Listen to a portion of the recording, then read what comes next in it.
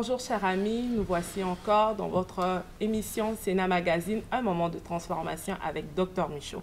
Bonjour Dr Michaud. Bonjour Sœur Vanessa, bonjour chers amis, que le Seigneur vous bénisse. Alors la dernière fois on avait appris que c'était le Seigneur qui appelait et il nous appelait par sa grâce. Par sa grâce, oui. Mais aujourd'hui, on aimerait un peu élaborer par rapport à quel moment on est vraiment appelé.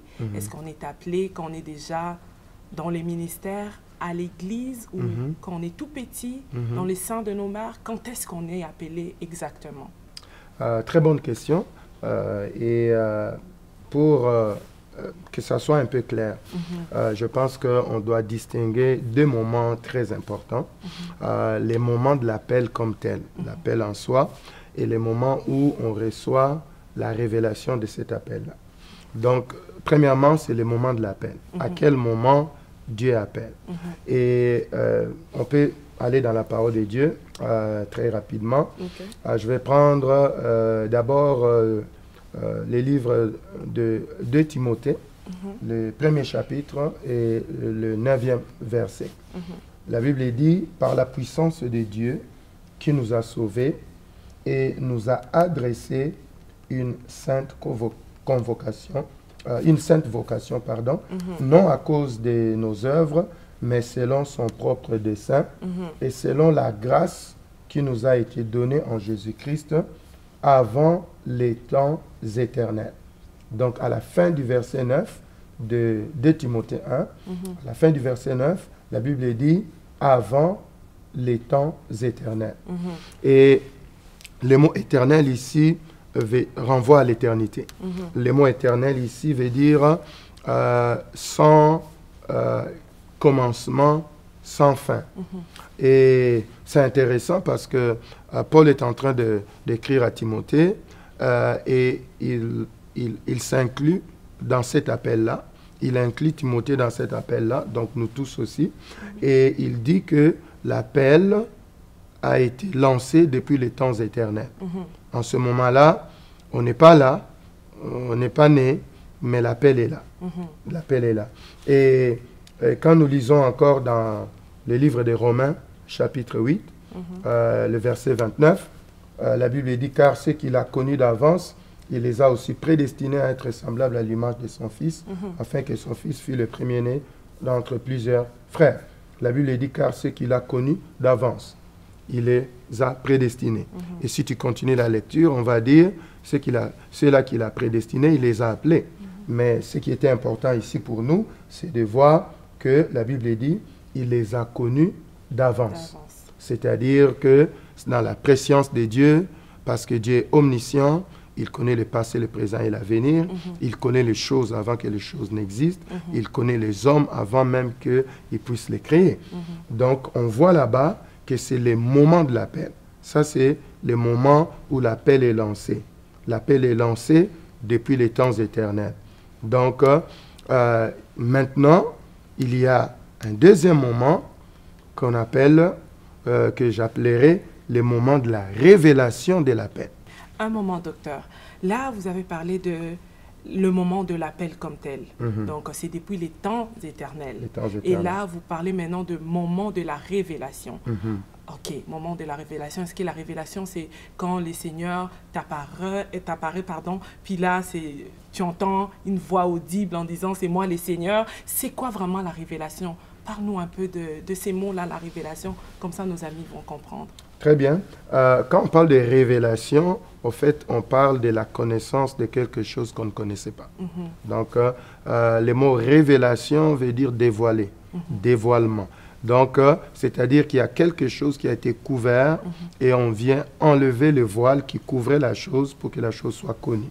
Ce n'est pas nécessairement à dire que le Seigneur va venir lui-même, ce n'est pas nécessairement à dire qu'il y aurait, je ne sais pas moi, une manifestation quelconque. Le Seigneur peut faire cela, il peut agir de la sorte, mais quand on parle des révélations ici, c'est-à-dire que l'appel était là, mais moi je ne le savais pas, je n'étais pas au courant. Maintenant, Dieu choisit à un moment précis de pouvoir me révéler cet appel-là. Donc, il y a peut-être des gens qui nous regardent, qui ne sont pas encore en Christ, qui ne marchent pas avec le Seigneur, mais qui sont des appelés de Dieu.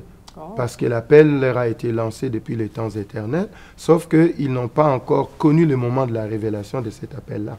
Wow. Ouais. Eh ben.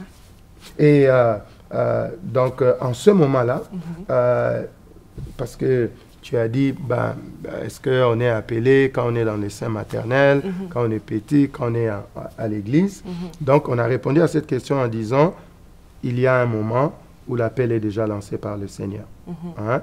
Et Dieu seul connaît en quel moment il a lancé cet appel-là.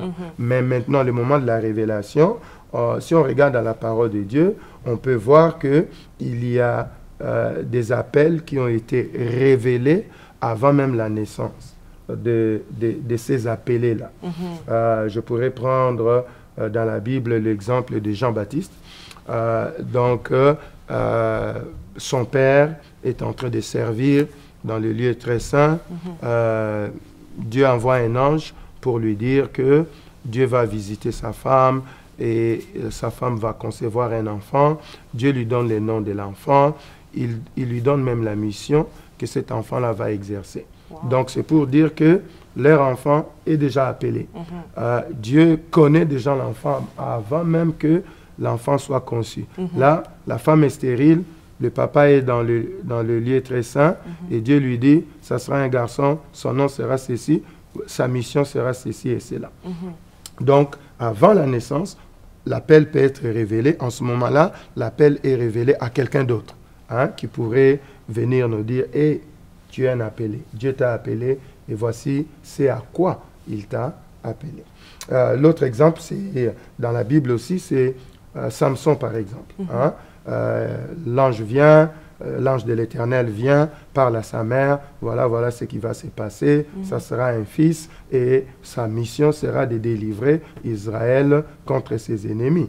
Donc, et on voit là-bas aussi que l'enfant n'est pas né, la personne n'est pas là, mais l'appel est révélé.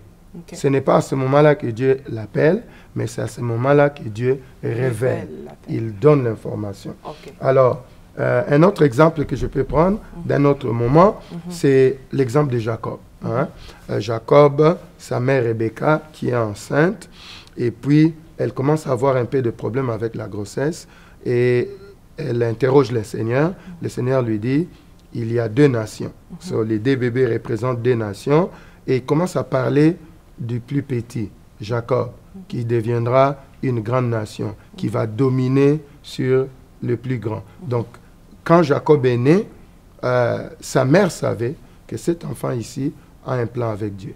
Il est appelé à faire des choses avec le Seigneur, à devenir une grande nation et à servir Dieu. Donc, en ce moment-là, l'enfant a été conçu. La mère ne savait pas quand l'enfant est conçu, mais avant la naissance, Dieu révèle l'appel de Jacob à sa mère.